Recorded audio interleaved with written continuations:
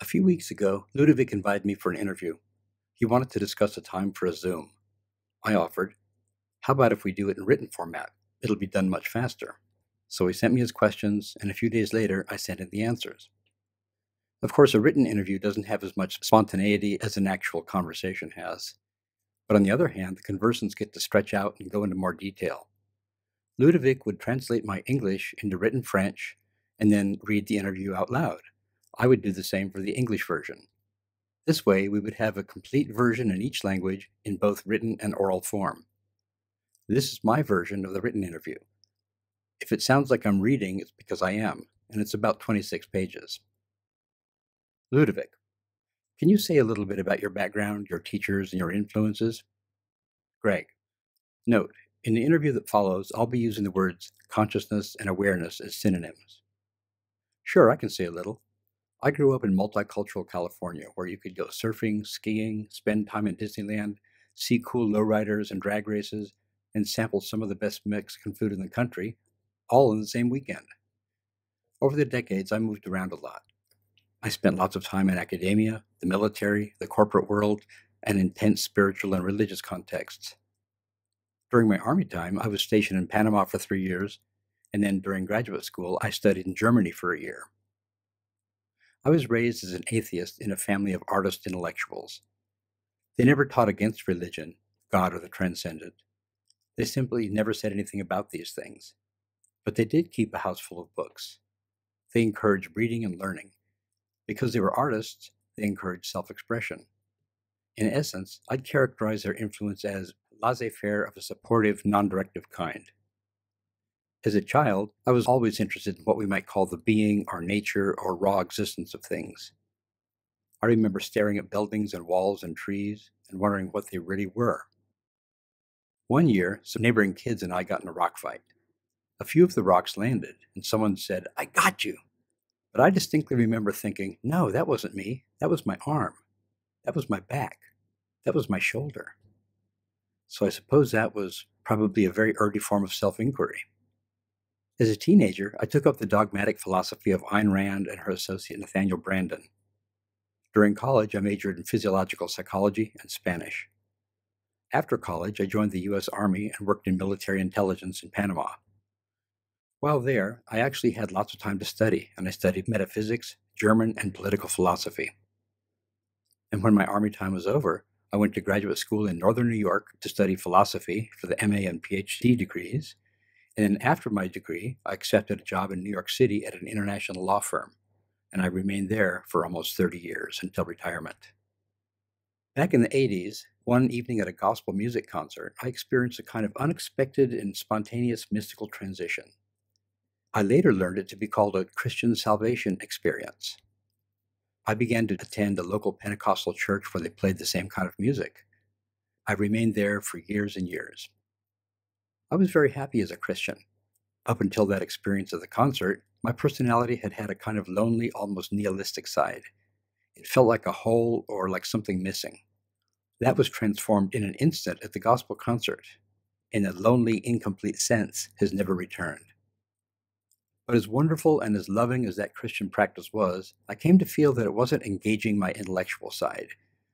That's the side that also loved the philosophy I studied at grad school. So when I moved to New York City, my church attendance dwindled, and I began to study Western esoteric paths. My spiritual trajectory took many twists and turns. My search became focused on the true nature of myself and the world. I spent time with Western mysticism and Eastern spirituality. I studied Rosicrucianism, anthroposophy, theosophy, Hermeticism, and even Freemasonry up to the 32nd degree. I explored what happens with the self in clairvoyance training and in reincarnation teachings. I spent years with traditional Vedanta, Zen, Pure Land and Madhyamika Buddhism, Neo-Advaita, and the direct path of Sri Atmananda Krishna Menon. All this time, I was working full-time at the law firm. All of this was mostly before the internet contained personal websites and social media apps. Ludovic. Teachers. Greg. As for teachers who have been important to me, there are some I've met personally and others I encountered only through written media. There were several Christian church mothers who were inspiringly good teachers, even in their 70s and 80s when I met them. There were Brand Blanchard and George Berkeley. Berkeley was the famous non-materialist philosopher, and Brand Blanchard was well known for his defense of reason, for his charitable, rational temper, and for his superb writing style. In his book, The Nature of Thought, Blanchard presented a unique and superbly argued non-dual metaphysical philosophy. While studying philosophy in graduate school, I was privileged to be taken under the wing of Colin M. Turbain, who was a tireless and charming advocate for Berkeley's non-materialism. In Buddhism, I took the vows and precepts in Hong Kong via the Venerable Wen Zhu. The Pure Land commentaries of Venerable Chin Kung have also been inspiring. And I've benefited greatly from the Madhyamika commentaries and academic conference presentations of Professor J. Garfield, who edited and translated the Fundamental Wisdom of the Middle Way from Nagarjuna, and Professor C.W. Huntington, who wrote The Emptiness of Emptiness. In Vedanta, I'm fortunate to have studied with Swami Adiswarananda of the Ramakrishna Vivekananda Order and Sri George Romney of the Chinmaya Mission. And in the direct path, my immediate teacher was Francis Lucille, and the Satguru of that particular line of teaching is Sri Atmananda, who is also named Krishna Menon. He lived from 1883 to 1959. Ludovic, what are your views on non-duality? How would you define it? You also mentioned Neo-Advaita. What do you think of its approach? Greg, non-duality can be looked at experientially, philosophically, and as a teaching. They would all agree that the nature of reality is not characterized by multiplicity, separations, differences, or dichotomies. That's kind of like a negative or apophatic definition. The positive or cataphatic definitions we commonly hear would suggest that reality is ultimately simple, whole, radiant, and loving. Of course, if reality is ultimately simple, these descriptors can't be taken literally, but they are enough for us to get the idea. For example, according to non-duality, reality cannot be composed of atoms or mind plus matter. Here's an example. There's a metaphysical hypothesis newly gaining popularity among neuroscientists that says the brain doesn't create consciousness, rather, the brain just filters it, and the result is the world.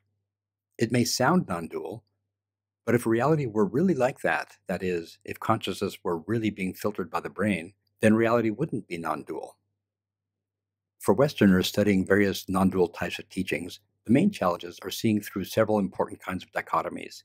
They would include reality experience, mind matter, true false, free will determinism, self other, one many, good evil, substance attribute, true false, existence non-existence, and subject object. Most of these dichotomies have been held by Western thinkers at some time or other to be intrinsic to reality or integral to our experience. Non-duality disagrees. Ludovic, Neo-Advaita.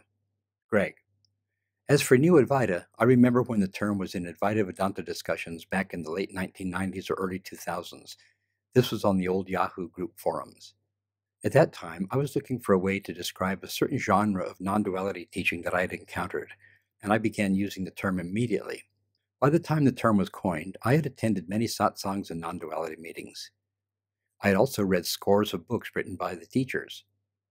The meetings and teachings seemed to cluster into two groups. In one group, the teachings were called satsangs or meetings in truth. The teachers would wear white. The tone was very devotional and emotional. There might be Indian music and photos of Arunachala Hill in Tiruvannamalai, and the emphasis was on the belovedness, radiance, and spaciousness of a gift that was given by Ramana Maharshi to others, and which was now being given by this very teacher to the people in the room. The teacher seemed to function as a preceptor of wisdom, but more importantly, as a transmitter of the spiritual goal. The other group had a different style and a different message. The events were called meetings, and the teachers wore regular street clothes. The tone tended to be dry and matter-of-fact. Compared to the satsangs, this type of teaching seemed streamlined and simple. The message emphasized 2 points. 1. Our problem is that we believe there's a separate self with free will which can do things and make them happen. But that's all false. There is no entity, no chooser, and no free will. Therefore, 2. There's nothing to do. The so-called doing can't be done.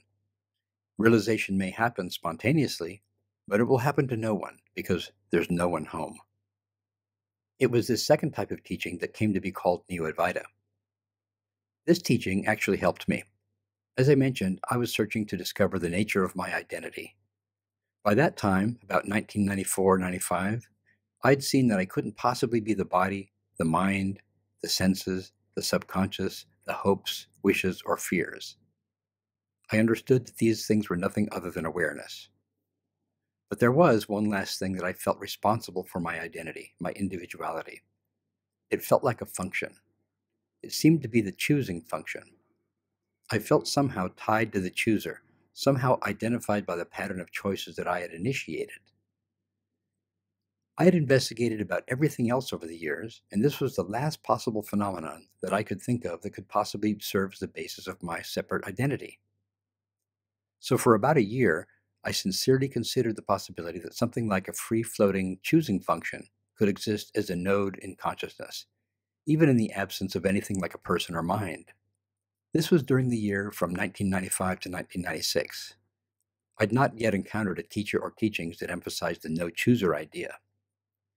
In 1996, after more than a year of doing this inquiry on my own, I came across Ramesh Balsekar's book, Consciousness Speaks. That book helped me see with amazing clarity that there can't be anything such as choice. Even without an entity, there simply couldn't be a choosing function. So from one second to the next, the very idea of personal identity vanished into awareness. And it's not just that Greg's identity vanished, rather, it was the very idea that there's actually something responsible for personal identity in the first place. I think Neo-Advaita teachings are very skillful at communicating this specific message. But I don't consider Neo-Advaita to be a complete non-dual teaching. It doesn't cover enough angles. There's more to non-duality than no entity and no choice. For example, what about an enjoyer function? What about the body, the mind, the world? What are they? I've heard of Neo-Advaita teachers telling students, I don't see any people here. All I see is chairs. And also, there's no entity anywhere. There is one consciousness flowing through all body-mind mechanisms, like one electricity flowing through different kitchen appliances. But I thought, really? How is that non-duality? Why can there be chairs but no entities? And why can there be body-mind mechanisms but no choosers? What's the difference? Can't chairs and microwave ovens be deconstructed just as entities, agents, and choices can be? Even back in the mid-1990s, I knew the answer was yes, because I had already done so. That is, I had already deconstructed those other things and didn't see them as anything other than consciousness. In fact, to my sense of things, the Neo-Advaitan teachings seem to have a materialist tendency. This is probably because of my particular background coming to non-duality with a long background in idealism and non-materialism. In any case, if Neo-Advaita teachings don't extend beyond the no-entity, no-doership message, then they don't have the resources to help students see through the cloud of other dualistic dichotomies I mentioned earlier. Ludovic, what are your views on awakening or liberation? What do you say about the possibility of unconditional happiness? What are the implications of awakening on one's behavior and emotions? Are there degrees or levels of achievement? And how would you recommend people to keep their feet on the ground and not bask in illusions about their so-called achievements? Greg, myself, I try to use terms like awakening, liberation, and enlightenment as little as possible, since they are some of the most ambiguous terms in the spiritual lexicon. But when speaking from the perspective of a particular spiritual path, the terms take on a more stable meaning. You'd mentioned reading my books about the direct path. In that teaching, there is a moment when one first visualizes oneself without a shadow of a doubt as permanent, changeless, borderless, open, loving awareness. I would call this a moment of being enlightened to one's true nature. And then what about everything else? That is, what's the relationship between the self-awareness and the body and the mind and the world? As one comes into deep discovery of more aspects of the world as this same undivided and loving awareness, the closer I'd say that one is to non-dual realization. Ludovic, is unconditional happiness possible? Greg, yes, it's actually our nature. When we first think of unconditional happiness, we may think of a feeling or emotion that comes up and remains no matter what. But in the context of the direct path, it's deeper than that. Happiness is our very nature. Our everyday personal desire for lasting happiness is like a bhakti love for what is already our true nature as loving happiness. Unconditional happiness is not a feeling centered at the person or sufferer. Its center is awareness, our very nature, our very being. You've heard the Vedantic descriptor Sat, Chit, Ananda, right? This is a description of the nature of reality, the very nature of experience itself. Happiness is the Ananda or love aspect of our nature. Once we start understanding how it is that we actually are awareness, we can sense it at any time. We notice that there is a warmth and sweet openness to all experience. It's not that we notice warm experiences instead of chilling or upsetting experiences. Rather, we notice that warmth and sweetness are the source of all experience. As the source of all experience, this warmth is also the nature of experience. And this again is the Ananda. So it's not that we somehow make the person unconditionally happy. It's rather that we realize that the person has its source and very being as unchanging happiness. Ludovic, what are the implications of awakening on our emotions and behavior? Greg, the implications are quite favorable, but there are some very deep ironies that we should not forget. If we step outside of the direct path perspective and look at a person's feelings and actions in an everyday way, we're speaking in terms of empirical generalizations, not in terms of direct experience. Keeping that in mind, let's look at a kind of before and after comparison. If I think about the people I've personally known, both before and after they've approached awakening, here's what I've noticed. They seem to be happier, wiser, more open, more peaceful, better adjusted in the face of life's ups and downs, including misfortune, illness, and death. They seem more loving and generous, more patient, funnier, sometimes more spontaneous, and perhaps at times more thoughtful. Some people actually report cognitive and intellectual improvements and fewer body ailments. They often develop greater sensitivity to the sufferings of others and a greater inclination to help. When we think of these psychological and behavioral effects, we may imagine that they appear all at once at the moment of enlightenment. We may think of enlightenment as instantly causing a transformation of the body, intellect, and emotional resonances. So here's irony number one. The positive effects I've just described are not due just to the awakening itself, but largely due to the preparatory stages for awakening. I've noticed this in myself and others. The preparatory stages include the maturity that comes from living life and perhaps from the traditional spiritual practices they usually did before they began a path of wisdom. Most of the traditional practices foster the spiritual and psychological virtues of wisdom, patience, peacefulness, and general well-being. I noticed this even decades ago when I first joined the Pentecostal church and felt these practices producing the same effects in me. And this was long before I ever thought about awakening. There are three traditional wisdom paths that I have spent years practicing: Advaita Vedanta, the direct path, and Madhyamika Buddhism. They all have deep inquiry procedures, and the Vedanta and Madhyamika paths recommend a full variety of traditional spiritual activities as precursors to the entry into the wisdom or inquiry part of the paths. The recommendations in these traditions are extensive and detailed. The spiritual and psychological effects that come from these precursor activities open the heart and make the mind more flexible and more subtle for those doing the deep inquiry. So the personality characteristics one sees in a so-called awakened person do not have the single moment of insight as their sole cause. Awakening is able to manifest a good number of the effects I've mentioned, but there are other causes too. Here's irony number two. If we pursue a path of wisdom in order to obtain these psychological and behavioral benefits, we almost always fail. That is, if our motive for self-inquiry is not to understand our true nature, but rather to acquire more positive emotions and an easier life, we're misunderstanding our goal as well as our own nature. Our contemplations will be hijacked by our desire for better feelings. Self-inquiry is more a matter of getting out of the way and not centering the person. It's like the Bible recommending that we lose ourself in order to find ourself, to paraphrase Matthew 10:39. A friend of mine who loved to eat once told me, "If I were enlightened, I'd never leave my kitchen." He certainly knew what he wanted from the spiritual search, but the entire time I knew him, he never progressed very far. Ludovic, are there degrees of achievement? Greg, yes, but not really. Many spiritual paths have maps with different levels or stages. For example, a while ago I mentioned the moment of enlightenment in the direct path when you visualize yourself as clearly nothing other than awareness. The direct path also talks about stages such as the opaque witness, or the transparent witness, and the collapse of the witness. These are not objectively existing destinations or divisions within experience, and the maps from one teaching don't need to match the maps from another teaching. In the direct path, these moments are said to be perspectives, ways to talk about a student's best explanation at the time of how awareness works. But the stages have no more reality than a personal entity or a microwave oven. They are pedagogical aids only. Ludovic, how would you recommend people to keep their feet on the ground and not bask in illusions about their so-called achievements?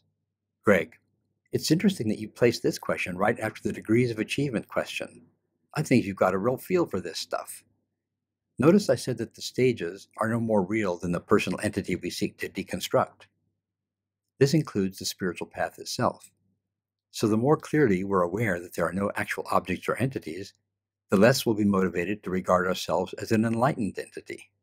It won't occur to us to celebrate its so-called achievements. Plus, along the way, we may have come to value humility and generosity. These qualities will help keep our feet on the ground. It's not the goal of wisdom to perfect the person. What is perfection? It's awareness itself, not an appearance in awareness. Ludovic, how would you distinguish the direct path versus the progressive paths? Is practice useless? Greg, this distinction contains another irony. I'll explain later. With a direct path, realization is not a matter of improving or perfecting the person so as to attain a certain threshold. You don't need to become anything different from what you are. You only need to realize what you really are. With a progressive path, you need to improve, to polish the mirror in order to reach a point of attainment. These verses from the Platform Sutra, much beloved in Zen Buddhism, illustrate the difference. Shen Shu and Hui Neng were two monks who were competing for the position of sixth patriarch. Each had to write a verse. Here's Shen Shu's verse. The body is the Bodhi tree, and the mind is like a bright mirror's stand.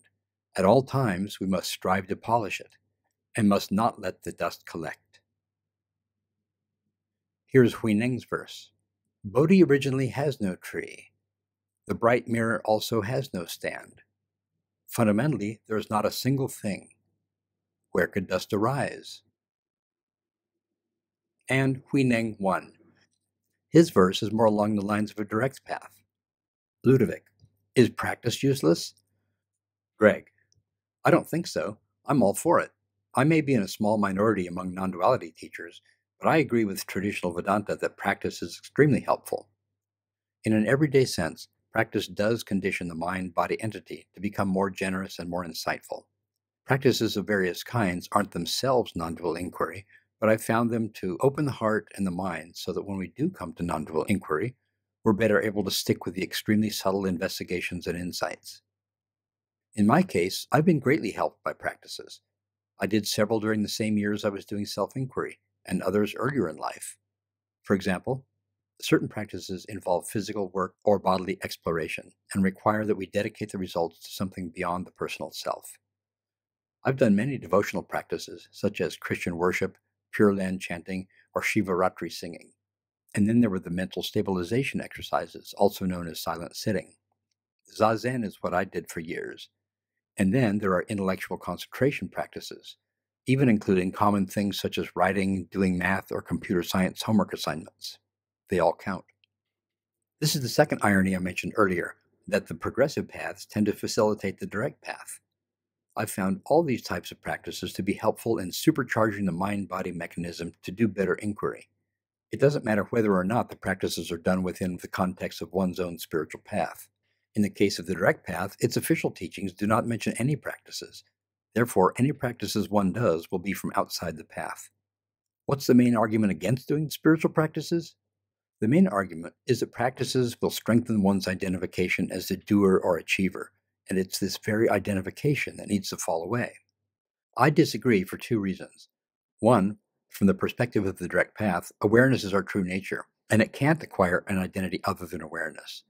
There's simply nothing else available to be identified with. So we can never truly be identified with anything other than awareness, although we may think we can be. So misidentification is not a true danger. 2. Even if a person comes to the direct path filled with a proud sense of self as an accomplished meditator, this false self and the accompanying sense will be inquired to and pacified by the able resources of the direct path. For those ex-meditators who come to the direct path, they will have cultivated some of the spiritual and psychological effects I mentioned earlier. These qualities will assist the person in self-inquiry. So on balance, a person's self-inquiry will be much easier with the benefit of past meditative experience, even if that experience also increased a sense of separate selfhood. The direct path is admirably capable of deconstructing the sense of separate selfhood, especially a focused and integrated sense, such as, I am a successful meditator and spiritual realizer. Dealing with these kinds of perspectives is one of the direct path's great strengths. And for those who take up practices while they study the direct path, they'll understand that the goal is not to attain enlightenment or other lofty spiritual states. The goal, from the direct path's perspective, is to enable the experiential understanding that our true home is awareness. I've had many friends who study the direct path actually return to the traditional religions of their childhood, but with renewed vigor and broader understanding. Their religious participation does two things that improve their overall happiness in life. One, as they participate in the religion's activities, they derive the experiential benefits that I've mentioned several times. Their self-inquiry will also be easier. And 2, their religion has images, sounds, and personal relationships that impart a wonderful, beautiful flavor to life. All of these phenomena point directly to the loving nature of awareness itself. Ludovic, are the awareness and emptiness approaches reconcilable? Greg, what do you mean by reconcile? What would that look like, and why would it be important? Ludovic, when I talk about reconciliation, it's in the sense of a compatibility of views and complementarity of practices. At first glance, it can seem that these are opposite or incompatible. That is, in the emptiness or no-self perspective, awareness is another conditioned and impermanent phenomenon.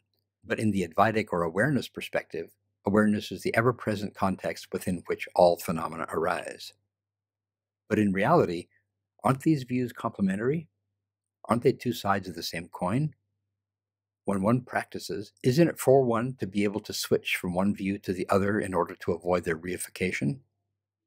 For example, it seems like the awareness practices can ease the discovery of the absence of a separate self, which can sometimes lead to psychological challenges.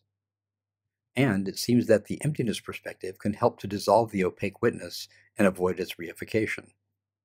Greg, I see what you mean. Advaita Vedanta / Direct Path and Buddhist Madhyamika are the two sides I'd like to discuss in this regard. They both have Indian roots.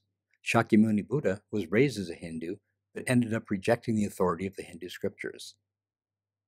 Among their other features, all three have types of analytic or investigatory procedures that can yield conceptual and non-conceptual realizations. All these traditions are able to help the aspirant achieve peace and happiness. And as you say, the metaphysical doctrines are very different. Madhyamika has a doctrine of emptiness, no self, no nature, or paticca-samutpada, which is Sanskrit for dependent arising. It has no concept of a global foundational consciousness standing behind everything else. As you say, consciousness in that path is another dependent, impermanent phenomenon. And there are many small consciousnesses for a person, related to the various senses and mind. No global consciousness. On the other hand, Vedanta and the direct path have a doctrine of consciousness as the single, unchanging self or nature of all things. I would add that the disagreement is substantial, not just semantic. None of these traditions claims that emptiness equals awareness. They also don't claim that there is a higher meta view, according to which they are all talking about the same thing. As I see it, the doctrines have never been reconciled, and I don't see any way of reconciling them without altering the doctrines themselves. Also, I can't think of a reason that the doctrines need to be reconciled. You also ask whether it can be helpful for a student to use insights or practices from both. I can see some Buddhist meditations as helpful for those on the direct path side, such as silent sitting and the metta meditation to develop compassion. The direct path has a heart opener meditation and some sensory experiments that may be helpful for Buddhist practitioners of yogacara. In both cases, suitable alterations would need to be done, but I would say that both sides have practices that can benefit folks on the other side. But these crossovers are from the broader aspects of Buddhism and the direct path, and they don't touch the deeper points of disagreement. Ludovic, the same coin. Greg, you ask, aren't these views complementary, two sides of the same coin? But what would the same coin be? Do you mean that both views help us to reach peace and happiness? That's quite a valuable coin, and I like it. Or do you mean that the doctrines of both views are really pointing to something beyond themselves, a meta view about something that isn't emptiness and isn't awareness, or something that is both, like empty fullness? I think this claim would be yet another bit of doctrine that suggests itself as superior to others. I would ask, what's wrong with the views themselves? Why should the practitioners adopt this meta view? Many of the traditionalist practitioners have heard this kind of doctrinal same coin view before, and they haven't gone for it. Usually when I see people advocate these kinds of same coin views, there's a discomfort with the mere fact that the doctrines themselves are in deep disagreement. Several people have told me, but if they disagree, they can't both be true. But does that claim really make sense? What does it mean for a view to be true? Does it mean that you compare a particular view with a neutral gaze onto reality, unfiltered by views, and then you perceive a match? How do you do that? Is it like comparing a painting of the Eiffel Tower with the Eiffel Tower itself? Vedanta and Madhyamika are views about the nature of reality. So where do you stand in order to compare a view of reality with reality itself? Does it make sense as something you can do? The very fact of disagreement offers us a clue as to how to look at these things. If the method of comparing for truth and accuracy doesn't make sense, then the very idea of true and false views of reality makes less sense. If we look at these spiritual doctrines not as photographs of reality, but more as pragmatic tools, then things clear up. If we see the doctrines as ways to help address human suffering and the questions of life and death, then disagreements aren't uncomfortable, but part of the richness of life. Ludovic, switching views and dissolving the witness. Greg, I can tell you from my own experience with Vedanta/direct path and Madhyamika, I never thought of them as two sides of the same coin, so I didn't see them as interchangeable. The differences are extensive, and they recontextualize everything, including the position and nature of the practitioner. To paraphrase a Zen adage, if you switch the tail, you switch the whole lion. So for that reason, I never switched to the other path in order to get me through some difficulty in my present path. It's very, very easy for one teaching to deconstruct or recontextualize another teaching. One teaching can interpret the other as nonsensical, as meaningful only if understood on its own terms.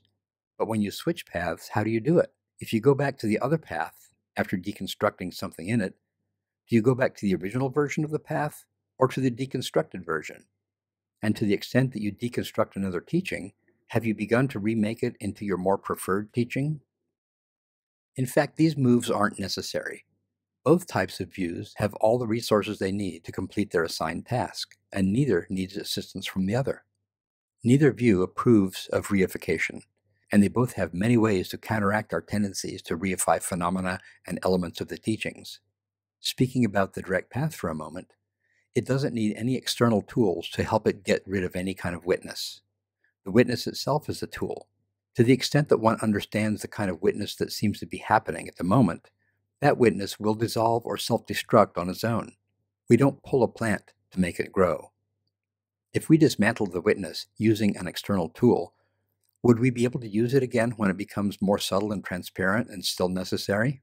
As you can probably see, I'm not for deeply mixing and matching the two teachings. To do so would make my own Greg teaching, but I respect the teachings as they are. Ludovic, you mentioned having carried out physical practices and bodily explorations. Did you ever use specific practices focused on the body and its sensations to induce glimpses of non-dual realization? Greg, the quick answers to these questions are yes and very, very important. But first, let me give you a little background about how I came to these things. Not that my journey or anyone's particular journey should be replicated, but my journey does explain some of my own quirks. I began studying non-duality in the early 1990s, but for the previous 20 years, since the 1970s, I read and deeply studied a lot of Western idealist philosophy. This is the genre of philosophy which holds that the true nature of the universe is not physical, but rather some kind of idea. As early as 1976, this view seemed completely natural and intuitive. My experience seemed to confirm it. It was more like letting go of an old view rather than taking up a new one. Elsewhere in this interview, I do mention Brand Blanchard, George Berkeley, and my philosophy teacher Colin M. Turbain. They were my greatest influences, and they made sense. The non-materialist orientation has stayed with me ever since. If I ever encountered other views or philosophies, including non-duality, it was without assuming that matter is inherently real. That is, the notion that the self and the world are made of some kind of matter has not made sense to me in a very long time. This was my situation for many years before encountering non-duality. Another part of my background situation was lots of bodily activities. This included activities like jazz and ballet dancing, exercises and trainings in the U.S. Army, where one discovers that it's possible to march while you're fatigued, dead tired, and even asleep. Also, weightlifting, cycling, running, and inline skating. The body had many opportunities to be challenged, stressed, strengthened, and sometimes injured or damaged. So I was used to being in touch with the body. As a non-materialist, I understood this to mean that the body was not a blind spot or an area that was separate or opaque. For example, I didn't feel alienated from my toes, my knees, or my lower back. I was familiar with the associated kinds of experiences such as localization, directionality, kinesthesia, flow, resistance, sweet openness, and pain. I remembered the time before the 1970s when I seemed to experience the body as physical and obviously existent. Back then, the body felt mysterious and opaque. The body felt as if it had an essence that was somehow impervious to understanding. But that kind of alienation went away when my materialist ideas about the world went away. Again, this was many years before I encountered non-dual teachings. Beginning in the mid-1990s, I did body-centered work in connection with non-dual inquiry. The modalities included a little bit of Douglas Harding's experiments and the body sensing exercises from my teacher, Francis Lucille. Francis would do these during weekend or week-long retreats. These exercises later came to be called the Yoga of Awareness. The very first time I did these, I recognized them as perfectly harmonious with my experience of many years. The difference was this. With the guidance you get in the Yoga of Awareness, you are invited directly to experience the body as awareness. Our sessions would include experiences usually labeled as movement, effort, tightness, discomfort. Even these were directly experienced as awareness only. This direct experience is very helpful. It can help deconstruct our usual thinking. Usually we think that unpleasant experiences cannot be awareness, but of course it's nothing but a thought appearance that says so. Ludovic, what is the place of the body in the direct path, apart from the fact that it's a series of arisings labeled as body? Greg, the body is very, very important. I'd say it's so important that if we don't inquire into the body specifically, we'll be left with a major stumbling block. We'll be left seeing the body as a separate, opaque, pre-existent object that is somehow there, independently of awareness. This way of thinking about the body needs to be deconstructed if non-dual realization is to be reached. When we do see the body in a physicalist way, I think it's common to see the body as its own physical container of some sort. This container metaphor of the body also encourages us to interpret other things along physicalist lines, such as the mind. It's common to interpret the mind as a container of thoughts, or the unconscious as the container of our memories or of our deepest desires. We may think of certain parts of the mind as behind a curtain, or as walled off from each other. These are metaphors, but it's all too easy to take them literally and think of the mind as actually having physical properties, as actually forming enclosures and covering things. We may even see awareness as a kind of subtle container of thoughts and feelings. This adds to the sense of separateness that we may feel. When I see many non-duality students struggle with these things around the physicality idea, I sometimes think that my long-time non-materialist background made non-dual inquiry about 90% easier, so I almost always emphasize the deconstruction of physicality when I teach. How do the physicality issues come up in inquiry? Oftentimes, someone who feels that physicality must be real, that is, independent of awareness, will say things like the following. There are shadows behind that cup. Therefore, the cup must really be there at some distance from awareness. Or, if I am seeing something, it must be already there to be seen. Or, being able to touch something in addition to seeing it seems definitively to disprove non-duality. Or, I stub my toe on the table leg. Ouch! The unwelcome pain disproves non-duality. To help overcome ideas like these, I usually recommend some reading and some body work, and as much Q&A as a student would like. For reading material, I'll often recommend some idealist philosophy. It isn't the same as non-duality, but its critique of materialism is compatible with non-duality. Good books would include Brand Blanchard's Nature of Thought or Berkeley's Three Dialogues. The latter book is available for free on the internet in a modernized, simplified English format. For a URL, just go to earlymoderntexts.com. That's one word, earlymoderntexts.com. The body seems to be a kind of physical object, so I recommend that people revisit the world and the body sections of my book, The Direct Path, a user guide. The first part examines what seem to be physical objects, and the second part examines what seems to be that very special physical object we call the body. The book's presentation and exercises help the reader see how these supposedly physical types of objects are always already awareness.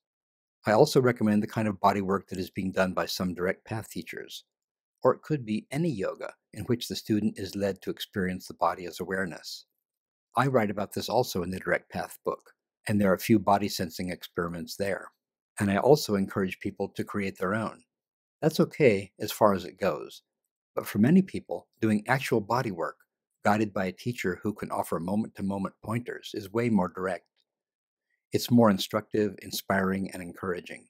It gives one the very memorable, direct verification of this completely natural way of experiencing the body. Ludovic, how to explain intellectually that there is only one consciousness, and how to avoid falling into the trap of solipsism, and what makes so-called one feel compassion for oneself or others, if there is no self and no other. Greg, another good question, Ludovic. In fact, it's a question that people ask only if they spent a long time doing this inquiry. Accepting your invitation to speak intellectually about these things, I'd say that when we begin to study non-duality, we often think of consciousness as related to the mind. We often think of the mind as somehow being in the body and or created by the brain. So we usually think that there are many consciousnesses because there are many sentient beings.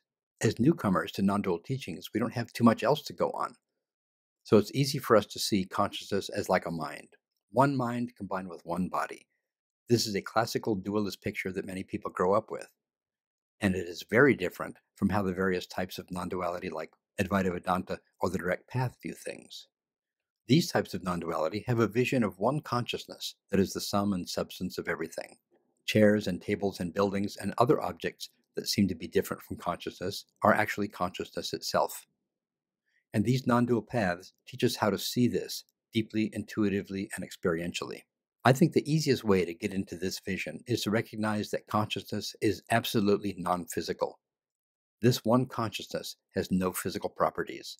It has no color, shape, solidity, extension, edges, borders, or size. If it has no shape or borders or edges or extension, then it cannot possibly have a physical location. It cannot possibly have an inside or outside. It is not in space. Consciousness is actually non-mental too, because it is free from all features and functions. If consciousness has no spatial location, then it can't be contained inside the head. There is no demarcation or way to slice consciousness up so that it is divided one per person. Sometimes non-duality will say, consciousness is not inside the person is inside consciousness. And even this is saying too much. Also, consciousness can't be an object. It isn't something that we can see, touch, think, or remember. Instead, it is the one subject of all objects. Sometimes it's called the unseen seer, or that which has appeared to. Consciousness is sometimes given other names, such as being, knowledge, happiness, love. These aren't to be taken literally. You can think of them as apophatic, or neti-neti, or as non-qualifying attributes. Their purpose is to show how, with consciousness, there is no voidness or absence of being, no ignorance or absence of knowledge, and no suffering or absence of happiness. It is also our very self, the true seat of the I. I'll say more about this last bit in a moment. When we see consciousness in this way, we realize that it cannot be physical or come from anything physical. we're better able to understand that it doesn't make sense to think that the brain is the I or the subject. It doesn't make sense to think that neurons are endowed with subjectivity. It follows that when we understand consciousness in this way, it makes no sense to think that there are two or three or more of them. This non-multiplicity of consciousness is an essential aspect of the kind of non-duality I've been talking about. Ludovic, the issue of solipsism, that is non-duality a form of solipsism? Greg, definitely not. We can see this when we understand consciousness along the lines of non-duality. The word solipsism is from Latin solus, or alone, and ipse, or self. It names a philosophical view about the mind or about the individual self. Solipsism usually asserts something like, I am the only mind there is. My mind is the only mind there is. Or, my mind is the only mind that I can prove exists. It's true, some people studying non-duality do get a feeling of entering a solipsist dead end. No one wants to be the only mind in existence. I've known people actually to abandon non-duality when they feel things going in a solipsist direction. There are two main things I think would help. One is to have a supportive kind of devotional practice. This kind of practice opens the heart. It feels vast and safe and loving and nurturing. This kind of practice helps prevent the lonely, depressing, nihilistic thoughts and feelings that are associated with the solipsistic cul-de-sac. In my Advaita Vedanta classes, we were strongly encouraged to take up a personal deity towards whom we could feel loving and devoted. The deity was taught as the ruler of Maya, that is, the lord of the phenomenal display that may look and feel like it has independent reality, but doesn't. The ruler of Maya will always protect us from disappearing into a void. As my personal deity, I chose the fierce feminine Durga, the destroyer.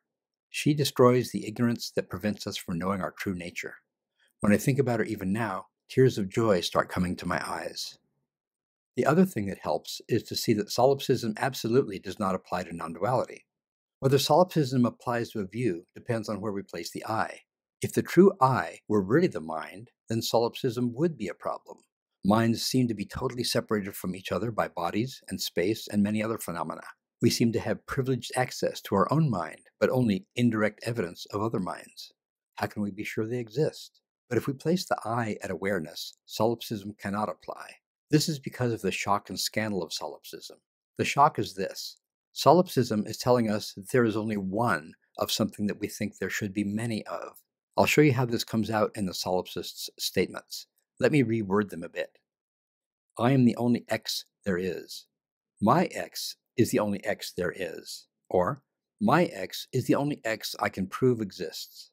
Notice that whatever the solipsism thinks of as the X is always some personal countable item. It's something that there are supposed to be many of. For example, if there exists one person, then it's necessarily logically possible that there exists more than one. The same goes for minds. If there is one mind, then it must be possible for there to be more than one. Persons and minds are that kind of thing, according to how we usually think.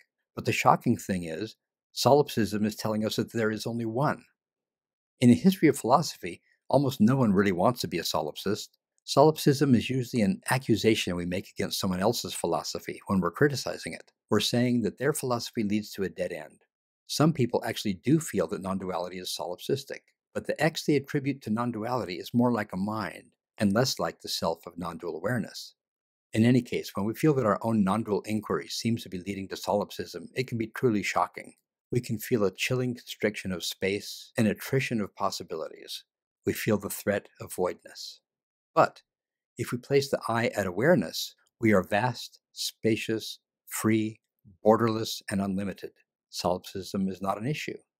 For non-duality, the X is awareness, and our I is the I of awareness. Awareness and I are not two, so they're the same thing. Solipsism is prevented because awareness is not a countable item. There cannot possibly be more than one awareness, so there's no shock or scandal. Awareness is supposed to be one and unified, not multiple and not plural. Awareness can't possibly be separated or cut away from itself. Nothing can divide it into parts. Anything that appears can appear only to awareness. There's no outside of awareness, no externality or hidden region where there are unappeared appearances, no division between here and there in which some appearances are here and other appearances are there. Awareness has been called now here-ness because there is actually no over there-ness. I remember talking about this to some of my friends many years ago, after first having an experiential understanding of it. One friend said, "But don't you feel separate or left out from what's happening right now in China?" I felt a spacious, heart-filled sweetness. I blurted out the first thing that came up. "Not at all. I don't feel separate at all. Anything appearing, I am there as it."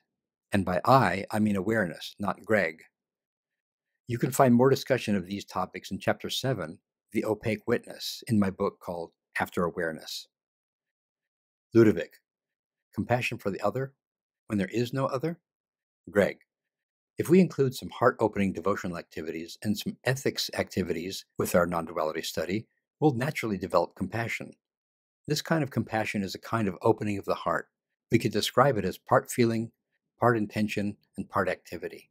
Again, these shouldn't be taken literally as objectively existing categories of experience, because they too are ultimately realized as the nature of awareness. At the beginning of our study, it might seem like this compassion needs to depend on real other selves that are different from myself.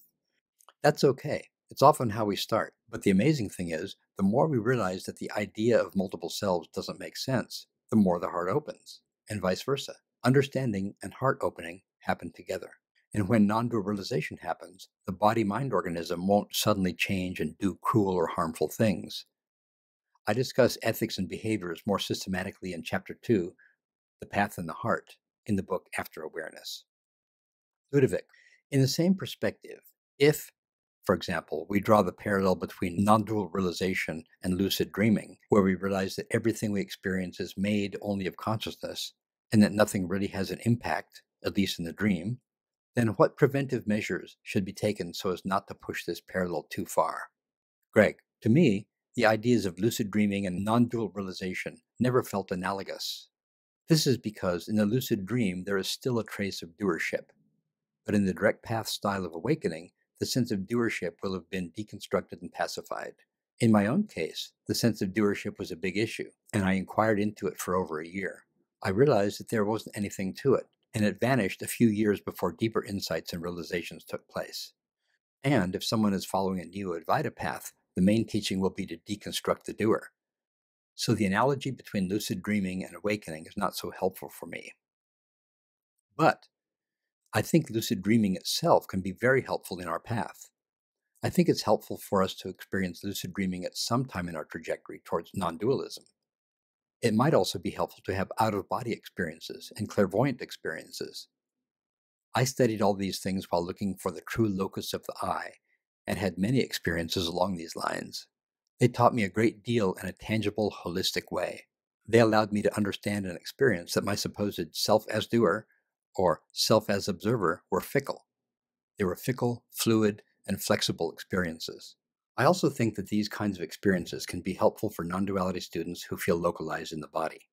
The value is in how the experiences refute our assumptions about where the I is located. We begin our study of non-duality by thinking the I is connected with the body somehow. But through our dreams and holistic clairvoyant experiences, we realize that the sense of doership and the sense of observership are present, whereas the body is not present. That is, we may have the doer-type sense of self in the absence of the body. This can be a very helpful direct experience. It can teach us that the locus of the I is not the body. Seeing how the I isn't the body is hugely freeing. This insight can have wonderful unexpected effects, such as more facility with so-called physical things. In my case, the body became more natural, more flexible, intuitive, and carefree. It became more skillful with things like riding a bike, skating, doing yoga, being coordinated as in dancing or playing music. I noticed this during my own non-dual inquiry. I became able to ride a brakeless fixie bike on the city streets, and able to learn inline skating as an adult, also without brakes, on those same streets. It may sound counterintuitive, but we can do things without believing them. Ludovic, not pushing the lucid dream parallel too far? Greg, I think I hear what you're saying about not pushing the parallel between lucid dreaming and awakening too far. Ludovic's analogy. The waking state is to lucid dreaming as the unawakened life is to awakened life. I guess the parallel is along these lines. Lucid dreaming is a more subtle state than the ordinary waking state, and in the lucid dream, the waking state objects and events are not seen to exist or to matter. Likewise, the awakened state is more subtle than the unawakened state. And in the awakened state, the everyday objects and events are also seen not to matter. So the awakened state is like the lucid dream. And then I think you may be suggesting a caution.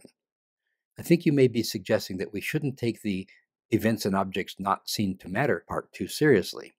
Is this because taking it seriously could lead to nihilism? How would it happen? It may happen like this. For those seeking awakening, the awakened state is privileged over the everyday unawakened state. The awakened state is thought to be a higher truth. Therefore, things that don't matter in the awakened state truly don't matter. Therefore, they don't matter even now.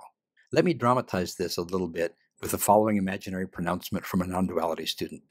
This person is tending towards nihilism because of pushing the parallel too far. Quote, should I be compassionate on my path to non-dual awakening? No. Here's why. Lucid dreaming is like spiritual awakening. In the lucid dream, waking state events are not seen to matter. Likewise, in the awakened state, the events in the unawakened state are not seen to matter. The awakened state is an awakening to the absolute truth.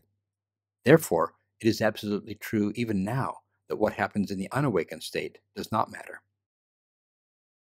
Therefore, since it does not matter, I don't need to be compassionate and can do anything I want. End of quote. Ludovic, I take you to be asking, how do non-duality teachings avoid that kind of mentality? I've actually known people who've claimed to be enlightened and thought this way. Even teachers. I bet you have too. But there are many ways that full-blooded non-duality teachings can help avoid this kind of mentality. Anything that opens the heart or clarifies the understanding will help. A little bit ago, I mentioned a kind of heart-centered orientation towards others, who we know are not true others. This has a wonderful, even mystical way of encouraging us to see everything and everyone as our own self. The deeper our understanding, the more we will see every self as awareness. So nothing will be left out, and we can't countenance ourselves wanting to act in a harmful way. We won't be motivated to use non-dual rhetoric to justify this kind of short-sightedness and egocentric self-privileging. There is a kind of glass ceiling we hit in our path when we maintain an attitude that is not observant, not respectful of kindness and openness of heart. Our very understanding is blocked. When we make excuses to justify egocentric actions, we can't help but treat some parts of phenomenality as if they were more objectively important than other parts, as if they were closer or more mine. By doing so, we are unbalanced, as if suffering from the psychological fallacy of objectifying our preferences. We suffer from a kind of blindness. We fail to see all phenomena, all appearances, as made of the same essential awareness that we take ourself to be.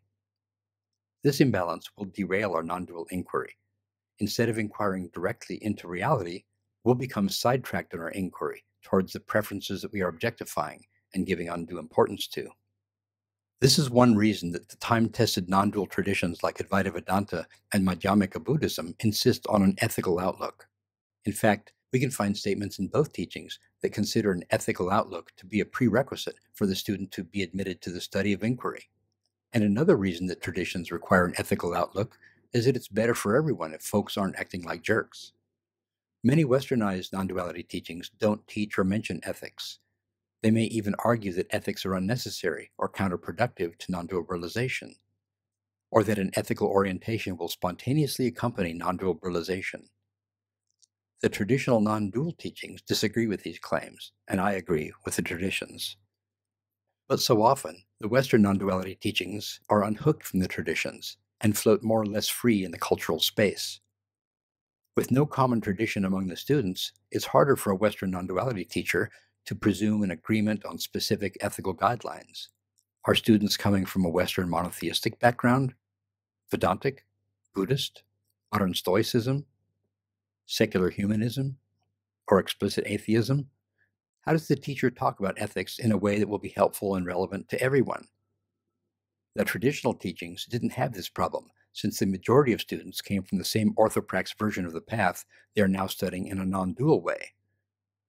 Even so, I think teachers in the Western non-duality context should encourage a positive ethical framework of some healthy kind. Teachers can easily emphasize the overall importance of a sincere, open-hearted ethical orientation without having to assume any particular ethical tradition or doctrine. Ludovic, Practical considerations. Are there any contraindications to the study of non-duality? Greg, this is a very good question. If we follow the medical idea, a contraindication is a reason for a person not to receive a particular treatment or procedure because it may be harmful. There are situations in which a person taking up the study of non-duality could be harmful. I've seen many of these situations. One is when the person would use the teaching as a kind of justification to do something that is harmful to others. This may sound outlandish, but there have been people I've heard from over the years whose stated reason for studying non-duality was something that would very likely have caused hurt and distress. It usually involved their plan to get enlightened so that they'd stop feeling guilt while they cheated on their spouse. I would tell them to work things out with their spouse first, then see if they were still interested in non-duality. They'd usually say something like, "Yeah, you're right." Those types of cases are related to the whole idea of spiritual bypassing. This is defined by John Wellwood in Toward a Psychology of Awakening as a tendency to use spiritual ideas and practices to sidestep or avoid facing unresolved emotional issues, psychological wounds, and unfinished developmental tasks. Many people ask me if it's okay to do psychotherapy and other kinds of developmental or life skills therapies. They ask because they've heard some non-duality teachers discourage the use of any psychological or mental health modalities. These teachers imply that non-dual teachings are a one-stop solution to all psychological issues. I suppose the objection to therapies is similar to the objection to spiritual practices, that they will exacerbate the underlying sense of self. I think even if it is exacerbated through these means, it will also be more cohesive and coherent and integral. So it'll probably be even easier to deconstruct with non-dual contemplation than if they had not done the mental health work. So I encourage people to go for all the help they can get. Most often they feel quite relieved to hear that it's okay. They certainly won't lose non-dual points from me. And why would they? None of the therapies invalidates the perspective of non-duality. I would ask the non-duality teachers who are against mental health therapies, if we need help, why is it okay to visit the dentist but not the psychotherapist? Another kind of contraindication is the kind of case in which a person's non-dual contemplation is accompanied by prolonged unpleasant emotions, depersonalized feelings, confusion, and disorientation. There's still research being done on this subject, especially on the relationship between mindfulness meditation and unpleasant psychological disorientation.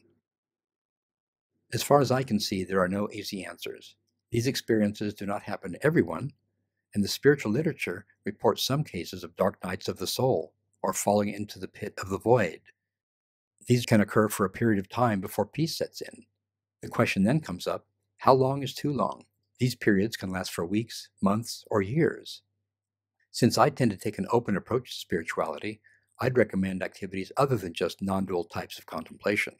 So if a person came to me reporting intense discomfort and destabilization as a result of their contemplations, I might well advise setting that activity aside and taking up a type of karma yoga or bhakti yoga. There are many helpful practices out there, and I'd recommend continuing with these practices if the person ever returns to contemplation. The traditional Buddhist and Vedanta settings I've learned from recommend a holistic array of traditional practices, including good works and devotional practices, in addition to the more abstract and esoteric kinds of contemplation. The non-contemplative serves as a grounding for the contemplative. Ludovic, Science, Philosophy, and Consciousness, a possible agreement? Greg, perhaps, but this is an area I haven't kept up with since Amit Goswami's 1993 book, The Self-Aware Universe, How Consciousness Creates the Material World. This book uses a quantum physics lens to refute classical mechanistic scientific materialism in favor of a transcendental dimension that he likens to self-aware consciousness. Others have been working on these confluences as well, such as the Science and Non-Duality meetings, which always have scientists in addition to non-duality speakers. Buddhists and neuroscientists have also come together to discuss the mind, the brain, and consciousness. I just Googled Buddhism, Science, Consciousness, and the top hit was a 2017 article entitled, Leading Neuroscientists and Buddhists Agree, Consciousness is Everywhere. I can say that if these consciousness-friendly scientific views ever trickled down to popular consensus, people would have a much easier time studying the direct path and Vedanta. Why? Because these paths get students to see through the materialist picture of the universe. Students often have difficulties with this because the materialist picture is so deeply ingrained in the conventional Western psyche. A popular consensus about consciousness may assist in the uningraining process. Ludovic, how can we find an authentic teacher? Greg, we can learn something valuable from everyone, but if we are choosing a spiritual teacher, it's very helpful to look more closely. Look for a teacher with an authentic and sincere connection with truth. The direct path and traditional Vedanta specify that the teacher should be established in the truth. Look for a teacher who truly cares about students' spiritual growth, but doesn't need them emotionally. Look for a teacher who isn't motivated by money or power or the need to manipulate. These days, I think it's very useful for prospective students to develop a sense of discernment. Don't be seduced by the trappings, but try to look deeply into that person's connection with the content they're teaching. By trappings, I mean good looks, expensive grooming, a charismatic personality, a convincing sense of certainty, books or videos with slick production values, and personal appearances with glossy set design. The trappings may or may not be present, but they are often mistaken as proof of authenticity, whereas they're actually quite irrelevant to the message. Try to look past these things to the truth, to the content of the message, and to the messenger's integration with the content. If you get a queasy, creepy, or off-putting feeling about the teacher, respect that. Consider backing away and looking elsewhere. Maybe your feeling is indicative of something, maybe it's not. But in either case, you wouldn't want this feeling coming into the mix of the teaching itself. Much of this is my own personal experience. For me, the message has always been more important than the messenger. And if the teacher is well integrated, the two sides will come to the same thing. I honor teachers who exhibit this value. I know others feel different about that. For them, they need to bond with the teacher first, and at least in the early stages, regard the teacher as the message. In my case, I also look for a sense of authentic humility coming from the teacher and a lack of narcissistic vibes. Whether or not the teacher is established in the truth, I look for the teacher whose devotion to the truth outshines their sense of self-presentation. All of my best teachers have had these characteristics. Once I mentioned these things on a large internet non-duality message board. One of my friends replied, "Greg, it sounds like you're looking for a genial uncle, not a teacher." "Maybe so," I said. He and I agreed that he was attracted to more of the razzmatazz that can surround a teacher. He really liked it. I considered it to be stage setting. We both recognized the influence of our own preferences in these things. Thank you, Ludovic. I think that's about all.